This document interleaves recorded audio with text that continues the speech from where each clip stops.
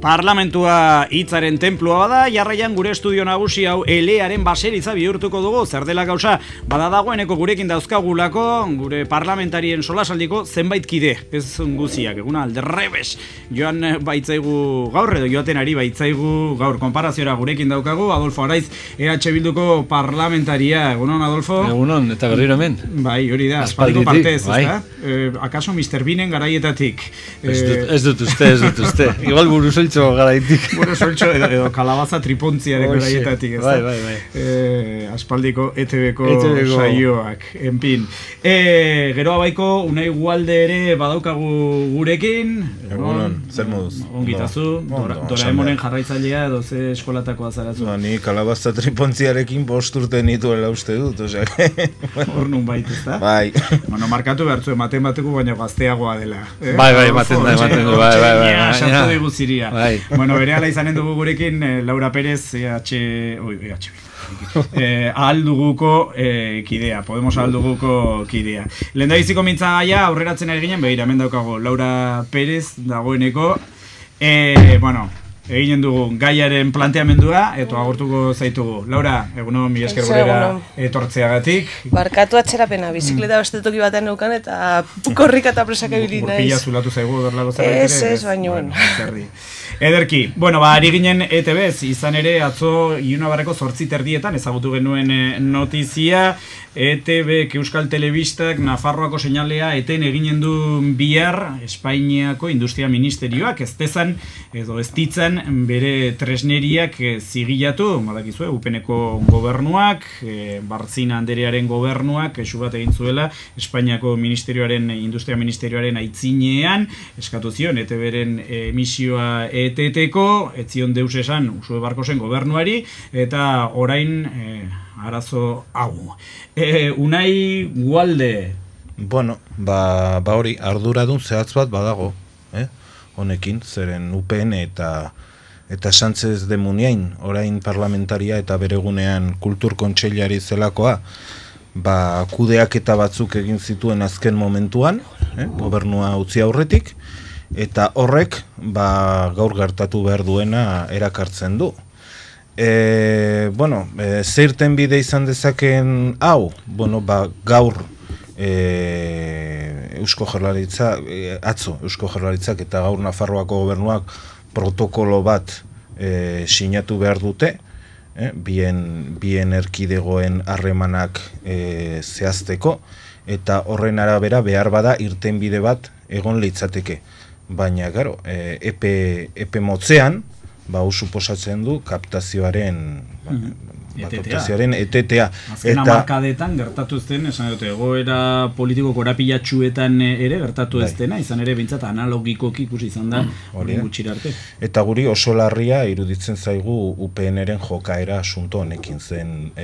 Gogorarazi behar da, parlamentuak bere egunean, gehiengo sozial, Nafarroan gehiengo sozial baten eskaera hartuta ETB-ri eskatu ziola eman beharreko pausuak ematea kaptazio hau posible egiteko, eta izan genuen gobernua eta UPN-eren gobernua ez zuen hori bideratu eta oztopatu egin zuen, orain ikusi dugu, oztopatu egin zuen eta gainera ez zuen deus ere ezan gobernu berria. Atalka ginen du kontua ongi iruditzen bazaizue, irtenbideren bat aurreratu duzu, gero sartuko gara horretan, lehendaiziko erronda honetan Adolfo nahiago nuen balorazioa, esan dute Botelasterreko balorazioa, noiz eta prentsa askatasunaren egunean, atzo ezagutu baikenuen, eta beren seinalea ikusterik ez dugula izanen bihartik aurrera. Ez dakit kasualitate hutsa izan zen, edo, batuaren erabaki bat. Nik uste dut hor, hemen irakurketa politika osagain eta ados nago Unaik egin izan duenarekin, hemen badagola beste irakurketa, eta azken finean ikustu dut tontotzat jotzen gaituzte herritar, eta azken finean hemen jokoan dagoena da benetako erabaki eskubidea, azken finean uinak hor daude, eta nahi duenak ikusten ditu, eta nahi duenak ez ditu ikusten. Baina badirudi batzuentako hemen oraindik zensura paper hori, bueno, nahiko barneratuta dutenez, erabakikin nahi dute Nafarroako herritarrek zer ikusi dezakegun eta zerrez. Azken finean, hemen inor ez da behartzen Euskal Telebista edo Euskal Irratia edo beste komunikabe edo Euskal Irratia bera entzutea. Osa, nahi ez duenak ez du entzuten, nahi ez duenak ez du ikusten. Orduan nik uste dut hori benetako, hori herria da herritarrentzat eta esaten dut valorazio politiko hori ez gain, eta egia da UPNek, eta nik gogoratu nahi dut ere azken kongresuan Esparza jaunak hasieran bere diskursoaren hasieran hitz batzut euskeraz bota zituenean zer gertatu zen. Hasi ziren txistuk, hasi zenan pixka bat eta bueno, esan behar zuen, ezke hemen bastango jendeari momentu honetan errespetu gisa edo dakit nola esan zuen, bueno, bastango jendeak orain ez du aukera erik izanen ETB-ko seinala ikusten. Nik uste dut paradoxikoki momentu honetan teknologia hain aurreratuta dauden garaietan, pues hemen sartzen ari gara, saiatzen ari gara batzuk, eta bueno, hain arte badirudi lortuko dutena, eta da hori haizeari edo zakiten hori ateak jartzen, eta hori nik uste dut horren gainean ibili beharko garela herritarrok, eta egongo dira formulak, eta egongo dira segurazki beste modu batzuk ikusteko, eta esaten dut, nahi ez duenak ez du ikusten, nik Tafallan ez du noen ikusten, ez era analogikoan, ez era digitalean, segurazki izango da kokapenan eritzea dagoen aldezarrean, eta nahiko arazoak izan ditu betidanik, baina hori da, hemen erabakitzezko idea hau da, eta nahi duenak erosten du egunkari bat, eta nahi duenak erosten du beste bat. Gauza bera, hemen askatasun oso iranbeako genuke. Paradoxa zenbait, gertatzen dira, Laura, konparaziora, Errioxan edo Kantabrian lasai aski ikusten aldute ETB, eta aldiz Nafarroan ez? Hori da kontua, honek erakusten duena da, hauek edo UPNekoek duten jarrera obsesiboa hainbat gauzekiko, euskararekiko, Euskal Herria edo Euskal Erkidegoarekiko, nola hiritarrak batzuk besteen kontra jarri nahi dituzte besterik gabe, eta gainera inungo argudio eta justifikaziorik gabe, beti normaltasunez ikusi izan dugun telebista analogikoki ikusten zenean, orain badirudi ezin dela. Ta galdera bat bota nahiko nuke, prozesu administratibo hau eraman izan duenak industriako ministro ohia da, hau da Panaman paperak zituena, edo, Sánchez de Muniainek ere azaldu beharko du, zergatik hainbestetan, ilegaltasunari buruz ari den, ETB-ri buruz ari denean, eta zergatik bultzatu zuten haiek ilegaltasun hori. Orduan, guretzat ulergaitza da. Bai, hor galdera izan daiteke ere zergatik, ez da? Hor hildo ideologikoa da, hildo editoriala da, ETB-ren hildo editoriala da arazoa, apurtu soziolinguistiko bada, izan ere, Iruña herriaren kasuan, nik uste dut oso argi geratu dela urteetan, UPNek etzuela nahi, hemen inolako sozializazio referente euskaldunik eukitzea, hemengo horreta gaztetxoek. Bai, hori da, hizkuntza referentea ez egotea, eta gero Euskal Erkidegoari bizkarra ematea, arlo guztietan, eta kolaborazio eza egotea. Orain, kuriosoa da, Errioxarekin, Aragoiarekin izugarrizko protokoloak zeuden, eta arlo sektorial guztian zegoen olako kolaborazio normal bat. Euskal Erkidegoarekin oso mugatua zegoen kolaborazio, oso mugatua.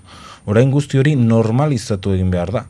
Eta horren arabera nik uste dut gauz guzti hauek legezko bide bat aurkitu behar zaie. Zeren anormalizazio batean bizi izan gara, eta guzti hori honelako kapituloak erakartzen ditu. Otanorekin, Otano lehendakariaren garaietan protokolo bat sinatu zen, Ordantza lehendakariaren eta Otano lehendakariaren artean, ETB Nafarroan hartu izateko, Patxi Lopezen garaietan ere bai, orain antzeko zerbait egin daiteke, edo zein izan daiteke irtenbidea, Adolfo?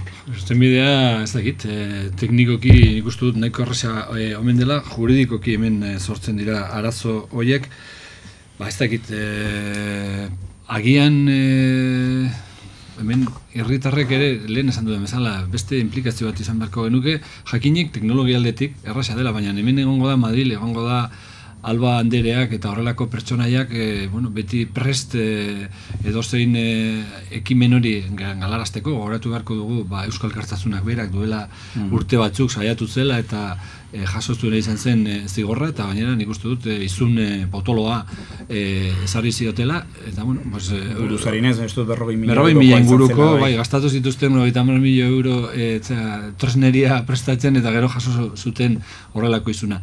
Nik uste dut irtenbidea politiko izan beharko dela, eta momentu honetan protokolo hortan sartu beharko da zera, baina ikusi beharko dugu ere Madrildik ere azken finean erabakitzen dute Nafarrok zer ikus dezakegun eta zerrez, eta hori harrigarria da.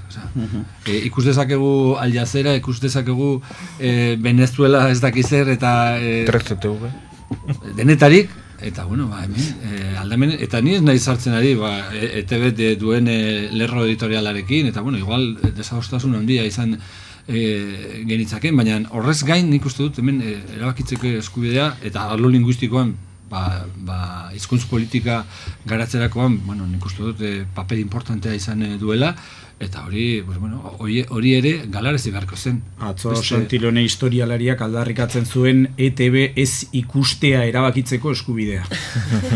Horixe, izan daiteke ere. Baina eskubidea eukin nahi dut hori erabakitzeko, ezta.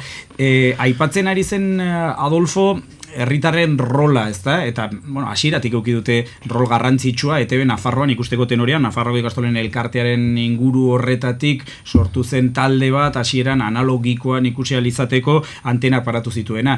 Baina, akaso, orain Nafarroako gobernuan dauden indarrak egonda, bestelako irtenbideak ere espero dituzte herritarrek, Laura? Azkenen finean badirudi espazio, esaten da, radiofoniko, duen izen teknikoa dena dela, badirudi, radioelektriko euskaraz. Oraindik kafeaz dut hartzerik izan, eta erdilo nago. Ez eta nik aurrekoan behiratu nuen, ez nekin zehazkin. Kontua da, estataleko kompetentzia bat dela, tamales, agian hori ere ikusi barko genuke nola lurralde guztiek antolatu, kudeatu, eta lehen da bizi okurritzen zaidan gauza bakarra da lehen bailen gobernu aldaketa Madrilen errimatuta guzti egiten du. Kontua da, hori, anistasuna eta plurinazionalitatea onartzen duen edo ontzat ematen duen gobernu bat, eta lurraldei utz diezaiela erabakitzen nola haien espazio hori radioelektrikoa antolatzen. Unai, badakigu zehazki arazoa zein izan daiteken, esan edut, Arestian aipatut, Errioxan eta Kantabrian ETB ikusten dute, hemen zer konpondu beharko litzateke, protokolo bat Eusko Jaurlaritzaren eta Nafarroako gobernuaren artean aski izan daiteke, ikusterik egon dadin, beste modu batean. Guzti hori aztertu behar da, baina Laurak esan bezala, prozedura administratiboa martxan jartzen duzunean, eta aurreko gobernua horrela egin zuen, orain gobernu berriak erabaki batzuk hartu ditu prozedura horietan, bere egunean egin zen denuntzia kentzen eta pertsonatzen eta bar, baina ministeritza, industria ministeritza jota fuego dago, eta ez du inolako alegaziorik eta onartzen, eta aurrera doa. Orduan, irtenbide berri bat hartu daiteke, baina prozedura honetan ez da geratzen irtenbiderik, epemotzean, hori da arazoa. Eta hausnarketa orain dago, hori ez, arlo horretan, konbenio baten arabera, eta beste...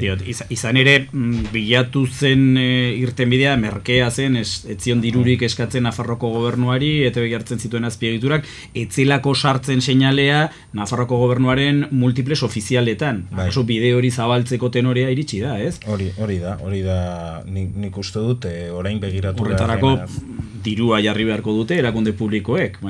Eta Nafarroako erakunde publikoak ere sartu pixka bat, eta bai.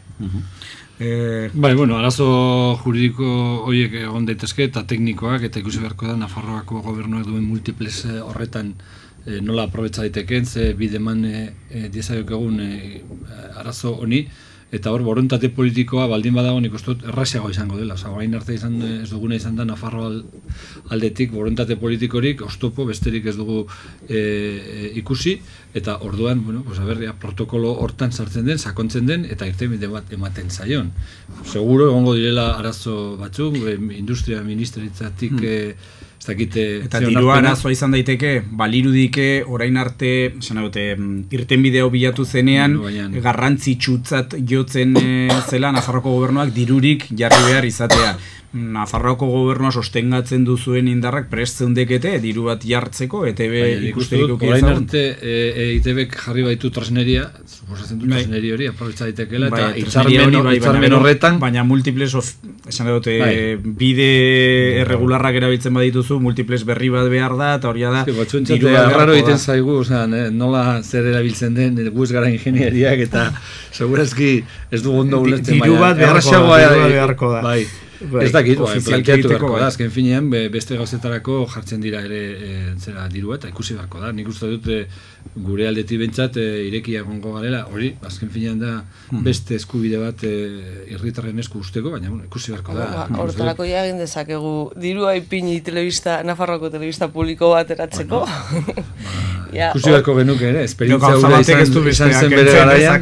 Bueno, eta dirua jarri dute. Lehentasunak eta aukeratu behar denean nondik atera dirua beste hainbat gauzetan inbertitzeko, horre egunerokoan hortan gaudenean, badakigu edo bata edo bestea edo...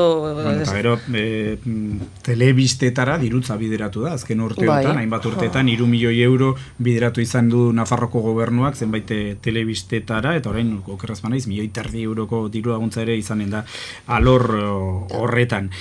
Arestian, bai, Laura? Ez, nuen galdera batea, zuek badakizuen. Eten baino lehen, ezin dute planteatu neurri hoien edo prozesu administratibo hoien ondorioak ez aplikatzea? Esan nahi dut, media kautelar bezala eskatu... Gobernuak erabaki hori hartu zuen, zeren parlamentuan gainera eskatu genion, adierazpen instituzional bat egin genion, eta esan genion gobernuari pertsonatzeko eta neurri horiek hartzea ez hartzea saiatzeko. Baina gertatu dena da, naiz eta pertsonatu eta naiz eta alegazio guzti horiek aurkeztu, ministeritza aurrera doa. Eta gainera, Sánchez de Muniain jauna esan zuen beregunean, hau nolabait ere justifikatzeko, ez zegoela protokolorik indarrean. Eta hori gezurra zen. Maiatzan, 2015ko martxoan eta maiatzan, bere gutunak bidali zituenean industria ministeritzara, bazegoen indarrean orain protokoloa, Patxi López eta Sanzek sinatutakoa. Beraz, gezurra egin zuen, baina prozedura bat martxan jarri du, eta orain oso zaila gertatzen da hori etentzea, eta gainera estatuaren aldetik ez dago inolako borondateri. Ez eta Arestian Adolfo kaipatzen zuen, patuaren kontua da, ala kasualitatea, ala zer demontre da, prentsa askatasunaren egunean iristea, albistea. Beste galdera bat ere egin daiteke, kasualitatea da, patuaren gutizia, edo zer demontre da, albiste hau iristea, hauteskunde atarian, loturaren bat ikusten duzue, hor badago interes politikoren bat, giroa tenkatzeko. Nik ezakit loturarik badagoen, baino ikusten ari naizena, da Alderdi Popularreko gobernu hau, azken ordura arte, ari dela errekurtsoka oztopatzen, eta hori gauz ikus daiteke. Konparaziora, frakinaren legea ere badago, Euskal Autonomia erkidegoan, eta horren kontra ere. Katalunian etengabeko... Etengabeko oldarraldian. Eta Nafarroako kasuan ere, errekurtsoak egon dira funtzio moduan egote. Hor, konparaziora gaur arratsaldeko 7etan, Ilonabarreko 7etan, elkarretaratzera deitu dute UPNren egoitzaren aitzinean, hain zuzen ere protesta egiteko, erabaki honen kontra, biztanda honek soka luzea ekar dezakeela, Nafarroako giro politikoa berotzen alduela, zerbait ere ikusten duzu horren gibelean? Ez dakit, azken finean, igual, orain zerbait egiten bada eta holako konzentrazioak egiten badira, hartuko dute mehatxutzat ere, eta azken finean hemen UPNek ardura politikoa dauka, eta ez oraingoa baizik eta historikoa, orduan nik uste dut UPNek ezin duela bere burua orain lurperatu eta zanen, nik ez dut ez egin. Galdera beste modu batean, baina galdera beste modu batean egiten ahal da, tamalez UPN-erentzat errentagarriak izan daitezke horrelako mugimenduak?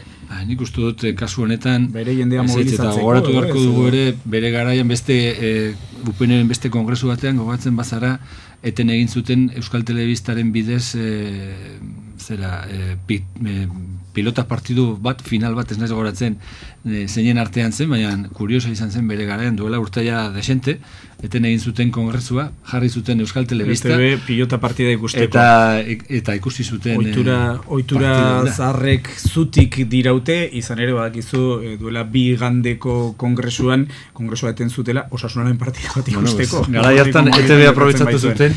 Laura Perez keinu egiten ari zen zerbait ere gehitzeko, ez da? Ikusi zaitut oro barrakatzen. Bueno, lehen unai komentatutakoa, ikusten ari gara, eta behin baino gehiagotan ikusi izan dugu nola UPN eta PPek erakundeak haien interes politikoak lortzeko erabiltzen dituzten. Eta bai erakundeak nola baita batzutan botere judiziala bera ere, eta orduan nik nire buruari ari nintzaion galdetzenea, guzti honek, prentsa askatasunaren inguruan, informazio eskubidea, telebista publiko batei buruz ari garen ez gero, oinarrizko eskubideak ez baldin bada, zergatik gobernuak berak pertsonatu beharrean, ez duen fiskaliak berak bere kabuz prozesua aurrera eramaten guztion interesak defendatzeko. Orduan, hemen batzutan ikusi ditugu alako gauza bitxiak, ez dakit galdetzen ari... Barkatu, galdera bat beti TDT-rekin horre saiatzen naiz behin eta berriro Euskal Telebista aberia ikusten genuen, eta topo egin dut beti Aragoi Telebistarekin. Aragoi Telebistak nondik botatzen du, multiplex hori erabiltzen du, badago hitzarmen bat, hori da galdera, etengabe bikatera daude. Beharko litzateke kaptazio bakoitza zegoera dagoen. Nondik datorren. Nik esaten du, egoera berdinen edo legala. Berdina baldin badago, zergaitik ondorioak ez dira berdina. Legala baldin badago, zergaitik ez dugu bide hori erabiltzen, eta faia ez dago mugan biztan denez, baina gertatu hori dena mugako eremuetan, esan dut, erkidegoen arteko mugetan eta izaten da, hainbatetan merkeagoa dela ikusi alizatea telebista, alboko erkidegoaren estalduraren bitartez, eta hortik sartzen direla zenbaitetan. TDT ikusten da, orduan horretarako, Nafarroako multiplex ospetsu horiek erabili beharko dira. Orduan, era alegalean baldin badaude, Nafarroako multiplex ofizial horietatik ez da sartzen. Kontua izanen da sartzen dela, salatzen bere esparru radioelektrikoaren zera, ez dut uste salatuko duenik. Zorionez, mendialdean konparazioa ere gertatzen da, eta zenbait ere mutan, naiz eta Nafarroako multiplex ofizialitatik izanez, ETB sartzen da, eta digitalean ikusten alda, leitzaldean konparazioa. Zorionez, diot, edo Ipar Euskal Herrian errazaski ikusten alda.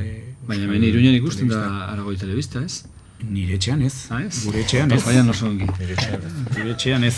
Gustatuko litzaidake izan ere jakakoa naiz, begira, jakan jaio. Zenbait gauza kaso gustora ikusiko nituzke. Bai, jakan jaioa naiz eta familia hangoa dut amaren aldetik. Baina horrek ez du bat ere interesik eta helduko diogu interes eta are gehiago esan edut. Akaso morbo pixka bat ere baduen beste kontu bati. Izan ere dagoeneko guztiok espero genuena baieztatu da eta datorren ekainaren 26an berriro hauteskundeak eginen dituzte Espainiako Kongresura eta Senatura begira. Albiste horren aitzinean, Nafarroan aldaketaren arteko indarren artean, nola esan, urak uertu dira, edo bintzat hor mugimendua sortu da, batzuek koalizioa proposatzen dute, eta bestetzuek ez dago argi onartuko duten, ala ez, nondik hasiko gara, nondik hasiko dugu erronda hau. Igual, hitz egin dugunarekin hilatuz, ikusi dugu zein den UPN-PPren eredua, eta UPN-PP bere koalizioa egiteko asmoa ere nahiko argi dagoela uste du. Eta horren arira, gure apostua bintzat, gero abaiko apostua, gure prozesua egin genuen, eta larun batan asanbladan bukatu genuen prozesu hori, lau indarren arteko zerrenda bateratua argi eta garbi uste dugu egin behar dela hauteskunde hauen, berri hauen atarian, aldugu eta Ezker Batuari proposamen zehatz bat helarazi diogu EH Bildurekin batera, eta, bueno, pues, dirudienez oraindik ez dago erabaki bat, zeren atzo etzen argitu eta ostiral arte badirudi luzatzen dela erabakia, irakurri dudan ez, Eta, bueno, behin eta berriz, ni programa honetan egon naizenean esan dut, edo balorean jarri dut ez, Nafarroan lortu izan duguna. Eta nik uste dut hori balorean berriz ere jarri behar dugula, lau alderdien arteko elkarlana, bere egunean lortu izan genuen akordio programatikoa, eta, bueno, lau indar aurrerakoien artean gobernu berri bat izatea, eta, bueno, maiatzan gaude, urte bat daramagu aurrera pausuak ematen, giza eskubidetan, hizkuntz eskubidetan, demokratizazioan, eta bar, eta nik uste dut hauteskunde orokor berri hauen aurrean, ardura bat dugula ere, eta lauen artean, saiatu behar garela, Madrilera eraman ere, zerrenda bateratu bat, Kongresuan eta Senatuan, eta pixka bat Nafarroako aldaketaren eredua, ere estatu mailan proposatzen. Ari horretan doa proposamen. Unaik aipatu du Adolfo geroa baik eta EH Bildu kaldu guri egin diozuen proposamena, gero horre hitz egiten zen zerrendaz, ezta? Eta lehendabiziko bia kaldu guri utzi ala ez, hori esan izan da, baina gero agirian ez dago horren argi, zei harrera duzu, horri dagokionez? Nik gutxienez gogoratu nahi dut, guk gaude gemden tokian. Abendurako izan ziren ez dakit, urriaren bukaeran, edo ez gogoratzen noiz ja, egon ginen honetaz hitz egiten, bakarrik gelditu ginen, eta gu planteatzen genuen eta defendatzen genuen, orain defendatzen ari garen, eta da, bueno, lauron artean Nafarroako ematen ari zen eta ematen ari den zailtasun guztien gainetik eta abiadura motela edo azkarra horrez gain ere pasatzen, aldaketa hura blindatu beharko zela, defendetu beharko zela, uste genuen eta uste dugu momentu honetan ere, eta badazpada ere, ez dakigu zer gertatuko den ekainetik aurrera, hemen hartzen diren erabakia bai parlamentuan, bai gobernuan, bai herritarrek hartitzaketen ere erabaki horiek, defendatu beharko direla Madrilen. Horretarako guk uste genuen eta uste dugu, tresnariko berena da, horrelako plataforma, horrelako konfluentzia, horrelako koalizioa egitea. Badaude iritsi desberdinak, eta planteatzen duzun zera, hortaz hitzen beharko da, gu prez egongo ginateke Podemosen lidergoa onartzeko dudarik gabe, hori inork ez du zalantza jartzen. Baina horretarako lehenago egon beharko da, borontate amankomun bat ezateko, prez gaude, eta hitz egingo dugu, eta gu era ireki batean, orain arte egon garen bezala. Horre redakzioan aurrekoan umore edo news baten batek esan zuen Laura Perez azkenean aldaketaren aldeko lau indarrek bat eginen balute zuk izan beharko zenukela zerrendaburu eta koalizioaren izena izan beharko litzatekeela Laurak bat. Piskat horre. Horreako planteamendu bat izan zen. Galdera... Laurak bat. Erdilo nagoela esan Badu bere zentzua. Serioago jarrita, atzo mikrofono bena itzinean, alduguko diputatu Eduardo Santosek esan zuen, ez dela behar bezain ongi azaldu, zergatik abenduan ez, eta orain bai, iritzi horretakoa zara? Bueno, guk atzo jaso genuen proposamena, ordura arte, dena izan ziren, edabideen aurrean batak eta besteak botatzen zituzten, proposamen edo hitzak besterik gabe batzuek behartuz, erantzun positibo bat esatera, beste batzuk esan ahal dugu ez, behar dugu, pixka bat jokabide behartzaile batekin, ez? Kontua da, guk geneukela eztabaida atzo, Nafarroako Hiritar Kontseiluan, atzo ofizialki jaso genuen proposamena, badirudi notiziaz gara eta hainbat edabide gu baino lehenago zutela dokumentua, baina zerbait ere entzun dut ez zitzaizuela asko gustatu hori. Badugu gure eskutartan, eta orain egin duguna izan da, zirkuloi, arduradunei, idazkari, municipio ezberdinetako idazkari nagusiei eman, aste honetan haien zirkuluak biltzeko, galdetzeko, eta ostiralean ekarriko dituzte haien konklusioak. Ostiralean asanblada orokor bat egingo dugu, azken finean, iruditzen zaigulako oso erabaki garrantzitsua dela, eta ezin dugula ala nola hartu, ez da Nafarroko kontseilua berak ere. Nik neu, gonbidatuko nituzke gainera beste militantei, proposamena egin izan duten alderdien beste militantei elkar eztabaida emateko, zen askotan ikuste ditugu nola gauza hauek ez diren posible baseak edo militantek bultzatzen ez dituztelako, baizik eta badirudi goitik ematen direnak eta aldaketarekin guztiok jarri genuen gure partetik algenuen guztia hori bultzatu alizateko, baina gero ikusi izan genuen nola batzuek bakarrik hautagai bati bozkatzen bozkatzen zuten, beste batzuk ez egoela benetako bateratasun hori. Orduan, horren inguruan patua ere hortzegoen apoderatua euskaraz. Interventoreek komentatzen zuten nola askok bakarrik pertsona bat bozkatzen zutela edo ikusten zutenean etxegola. Edo ahalduna, euskaraz ahalduna esaten da, eta oso errata adierazgarria izan zen aldaketa hautagaitzaren interventoren edo ahaldunen txarteletan jartzen zuen ahuldun. Nahiko esan dut patua ez da izuten zer zen hori. Zuk zeuk esan zenuen, zuk zeuk esan zenuen, Laura, zerrendako lehendabiziko biak, aldugukoak balira, kaso posible izanen litzatekela, badiru beste indarretatik bai ziotela, horrek errazten aldu kontua? Ez da gure ustez benetan, eta zintzoa izango naiz, ez da hautagaien edo nor egongo den hor. Kontua da, eta atzo eztabaidan agerian jartzen zenez, nahiko ikuspuntu ezberdin daudea, zein den markarik hoberena alik eta UPN eta PPko, baina batez ere Partido Popularreko errepresentante edo diputatuak Madridetik entzeko, eta askok dioten arabera, Podemos bezala joko barko luke indar gehiago duelako, eta estrategikoki klabe estatalean agian hori da defendatzen dutena. Zer zenioen, Adolfo?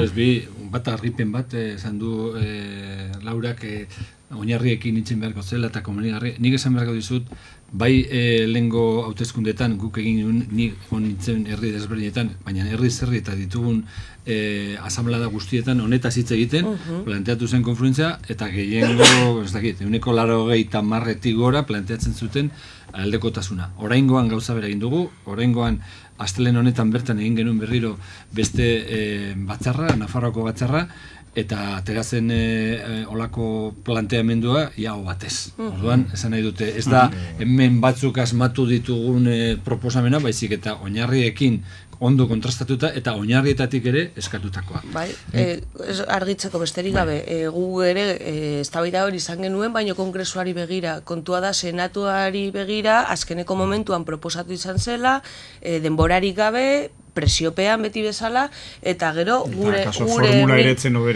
militantek ez zuten ulertu eta gero hori zigortu zuten. Hori, niri behin eta berriro hori tarazten dira. Unai, geroa bairi egiten zaion galdera da, zergatik abenduan ez da orain bai, ez da? Hildo berean, esan dut, zergatik abenduan bai, orain ez. Hildo berean, guk ere, gure haunarketa egin dugu, toki entitate guztiak eta toki erakunde guztiak bi aste barru egon dira eztabaidatzen eta asanblada bat egin genuen larun batean.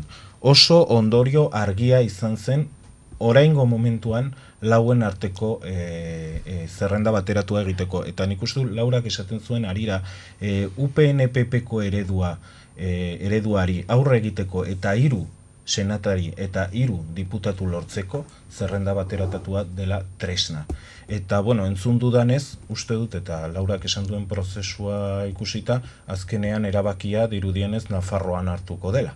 Baina hori horrela beti izan da, beste kontu bat da, organo estataleak direnean, ez da argi egon prozesua. Organo estataleak aldaketarekin bezala, zuk zer uste duzu, aldaketaren kontua okurritu zitzaiela Madrilen? Ez, baina bai, komentatzen dire, hemen, badago koordinazio bat, nosbait, gertatu izan da, esate baterako parlamentuko lehendakaria izendatu hor genuenean, izaten da. nola Pablok ditu ninduen, zen entrevista batetan enteratu zen. Bai, horrelakoa gertatu dira, hartu dituzen erakeak hartu dituzu, baina hemen bai izaten alda talka bat esan dut. Azkenean lotzen bada, estatu osorako Podemosen eta Izquierda Unidaren arteko bat egitea, Nafarroan dagoeneko Izquierda Ezkerrakoek esan dute ez dutela nahi lako akordioa, horrelako talka batean nola erabakitzen da? Kontua da hori dela, egite digute proposamen bat eta ja gainontzeko guztie jartzituzte aldez aurretik baldintzak. Batzuk lehen... baldintzak ez ditu. Lehen batzuk nahi... akordio bat. Kontua da, guari garela guzti hau eztabaidatzen. Eta Izquierda Ezkerrarekiko harremana ere eztabaidatu izan dugu. Zeren guk ez genuke sartu nahi konfrontazio bloketan. Orain arte, apurtu izan dugu, nola bloke nazionalista eta abertzalearen arteko egoera hori, eta orain guri ezaigu gustatzen. Eta hori ere jakinaraziko dugu. Baino egia da, egoera salbuespen baten aurrean, edo salbuespen egoera baten aurrean, behar ditugula gero eta indar gehiago batu. Eta horregatik jakimar dugu nola, norekin, baino, klaro, badago kontu bat, ez litzateke berriro ere gertatuko aldaketarekin bezala, hau da, izen kontuengatik gero nahasketa egotea denbora gutxiz, gauzak erabakitzeagatik, ja Podemos deusestatzea? Koalizio elektoral bat egiten bada, Podemos izena azalduko da beste bezalakoa. Baina, zuek badakizu ezin dugula, guk ezin dugula sopa de siglas bat egin. Zuek badakizu hori ezin dugula. Hori esan genuen, daiteke izena, zitzegin daiteke hautagaiaz, hau da, eskuzabaltasuna egongo da. Zuk aipatu duzu, ia zein da interesneriko berena, unek esan dizu, hemen momentu honetan, PSN-eri, hirugarren, edo bosgarren kasu honetan, diputatu hori, kendu alizateko, iruko iztu beharko dira bere botoak. Orduan, 150.000-etik gora, gora egon beharko ginateke, eta, bueno, ala ere, zaila da. Hirugarren diputatua zaila da denok batera joaten bagara. Atzo, don legearen kalkuladorarekin aritu ginen horre redakzioan, eta gauzak ez dira batera erraza. Orduan, esatea pera joan da ere. Naiz eta batera joan da ere. Baina ez dago inolako aukerarik PSN-eren eskaino kentzeko, denok, pero zuek iuerekin batera joaten bazara eta bakoitzak bere kabuz.